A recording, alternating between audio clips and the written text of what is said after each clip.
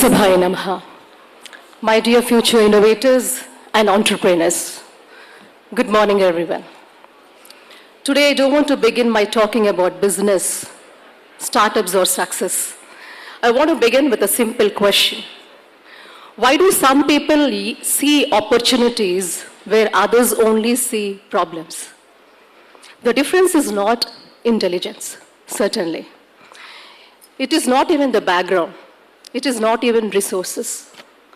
The difference is leadership mindset. As a psychologist, I can tell you something very important. Leadership is not a position you receive. It is a pattern of thinking you develop. Every entrepreneur, innovator, or change maker first wins a battle inside their mind before they change the world outside. Look around you. Look around you. Every innovation you see today, like smartphones or online education, digital payments, began as an idea in someone's mind who refused to accept that this is how things have always been. Students often believe leadership belongs to extraordinary people. Do you believe so? Does innovation, do you believe, students, my dear students? Do you think it's something different? It is only meant for extraordinary people? Is it so? ఏమైనా ప్రత్యేకమైన qualities ఉంటేనే మనం చూస్తామా, లేకపోతే వీళ్ళేమైనా extraordinary పీపులా, లేదా మనలో ఒక్కరు రేపొద్దున ఒక ఇన్నోవేషన్కి, ఒక స్టార్టప్కి అంకురార్పణ చేసే ఒక వ్యక్తులుగా మీరు చూస్తున్నారా? అయ్యూ ఇక్కడ ఎవరు లేరా ఇన్నోవేటర్స్, ఫ్యూచర్ ఇన్నోవేటర్స్ ఉన్నారా? There you see. Leaders are also ordinary individuals who consistently practice three things. They're also like any one of us. But what is it which drives them, which makes them practice? There are three things which are very, very important when you want to be an innovator or a successful entrepreneur. One is about you need to have a proper self-awareness about yourself. And also the courage and the responsibility to take it forward. Self-awareness means understanding exactly who you are and your strengths, like that's what we say, the kind of SWOT analysis. What is your strength, your weakness, your purpose? When you know yourself, you'll stop comparing and you'll start creating a new world within and outside you. Courage doesn't also mean that absence of fear. Most of the time we kind of understand courage as like absence of fear. It doesn't mean absence of fear, but it's like every successful entrepreneurs also feel fear. Fear of failure. It always has, everybody, even a successful person also has a kind of a fear of failure running at the back of their mind most of the time. But the difference is they move forward any which ways. Fear is not a stop sign, my dear friends. Fear can never be a stop sign. It is a signal that growth is happening.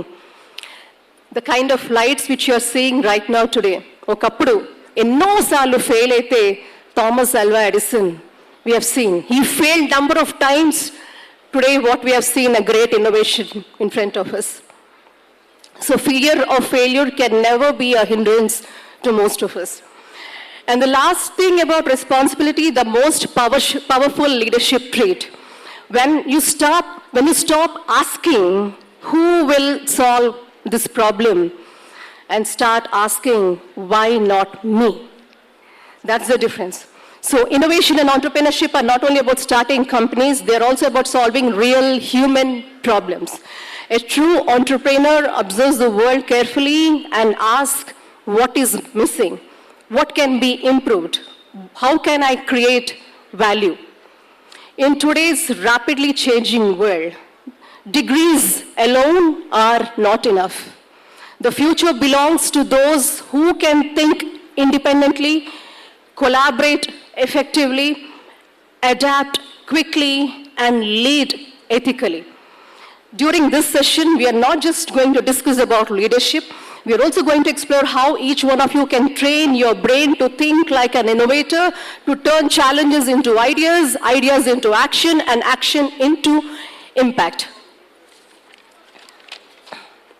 You don't need permission to start leading. Leadership begins the moment you take ownership. In your classroom, in your project, your community, or even in your own personal growth. So today, I invite you to shift that one belief. Ask instead, can I become a leader someday? Ask instead, don't ask, can I become a leader someday? But instead ask, what leadership action can I take today? I repeat, don't ask, can I become a leader someday? Instead, please ask yourself that what leadership action can I take today? Because innovation is not about waiting for the future, it's all about creating it.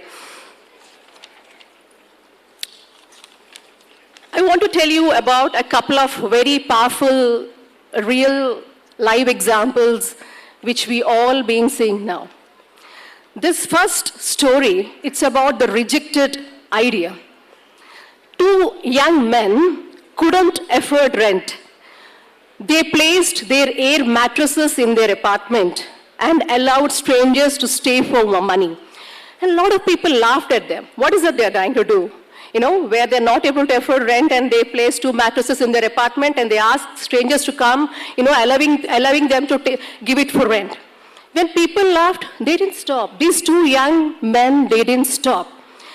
And investors also rejected them multiple times. Remember, multiple times. But today, that small idea became, can you guess? Can you guess? Someone there. Can you guess? Are we using this facility called Airbnb? Yeah? Yeah, that's basically where investors rejected them multiple times, and today that very small idea, Airbnb, a global company worth billions, which is now we are all using wherever we go, whichever the part of the country, like not only in our country and even across globe, we use this services called Airbnb, which is a very, very successful story. Once upon a time, even the investors rejected them and people laughed at them, but they didn't, their conviction, their responsibility, their belief in their ideas didn't stop, and that's how we could see a very successful billion-worth company today in front of us. And what is the lessons to the students about this? Innovation often looks ridiculous before it looks revolutionary. That is one aspect we learn from this success story. The other story which I would like to just share in front of you is, at the age of 65, I repeat, at the age of 65, a man traveled restaurant to restaurant trying to sell his chicken recipe. He was rejected more than 1,000 times. And I guess you'll all know who is that. Anyone? I don't see.